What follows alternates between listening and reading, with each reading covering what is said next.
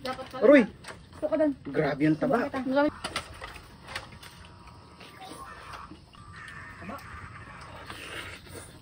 Bumili ako ng isdang pang-ihaw sa palengke at ang nakita ko itong napakalaking isdang surahan. Hindi pa ako nakakatikim ng ganito kalaking surahan kaya ang budget ko ay napalaban. Medyo kakaiba ang dating nito sa akin dahil kung sa tao si Pinocchio at unicorn naman kung sa kabayo. Medyo mabigat ang presyo pero ang dahilan ko ay pagkain naman yan. Inuna ko na magpapoy para mabilis na bumaga. Saka ako naman nilinis itong isda para pag natapos ko na itong ihanda maganda na ang init ng baga. Tinanggal ko lamang ang bitukan nito para hindi na kumalat ang kinain. Pero kung nalaman ko laang na ganito kataba ang bitukan nito, hindi ko na sana tinanggal dahil isa pa yan sa magpapalasa. Pinunasan ko lamang ito ng kaunting asin at magic sarap kahit na ang balat ay hindi nakakain. Saka ako naman tinuhog ng maliit na buho. Dito sa pagtuhog na palaban ako dahil ang balat talaga ay may kakunatan. Pagkatapos ko naman itong tuhugin, naganda naman ako ng pagpapatungan na saging dahil maliit lamang ang kalan dito baka masira dahil ito ay may kabigatan. Dito ko na rin pala niluto ito sa taas ng bundok dahil ang amoy nito ay kaakit-akit sa mga langaw. Kumbaga nahugasan na ng maayos ang lababo pero ang mga langaw ay nakatambay pa rin. Ang mga ganitong klase ng isda na may makakapal na balat, ang pinakadabis na luto walang iba kundi inihaw. Alalay lamang sa apoy para hindi mahilaw. Naghandaan na rin ako dito ng masarap na sausawan. Kapag kainihaw ng mga isdang tabang, ang kadalasan na sausawan na ginagawa ko, bagoong na may kamatis, sibuyas at sili. Pero kapag ganitong inihaw na isdang dagat naman, ang kadalasan na ginagawa ko, toyo na may kamatis, sibuyas at sili. Jackpot itong nabili ko dahil habang iniihaw ko ito, tumutulo ang taba at hindi bilasa. Kaya pagkatapos ko itong hanguin, kumain na rin kaagad kami para daman-dama ang lasa habang mainit pa.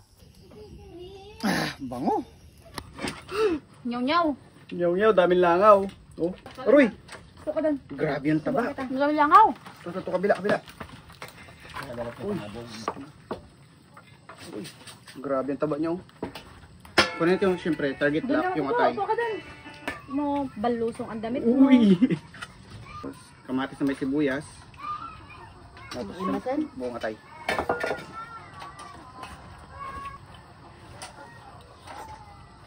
Katakot daw. Taba bag naman. Nagtulog pa yung mantika. Oh. Tapos ganda ng pagkaihaw. Kuha na dito, kuha na. Grabe. Okay. Bukod na yan. Uy! Grabe.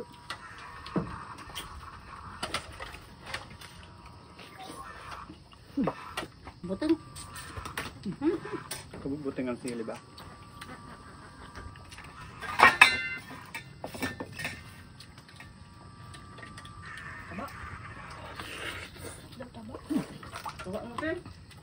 Grabe.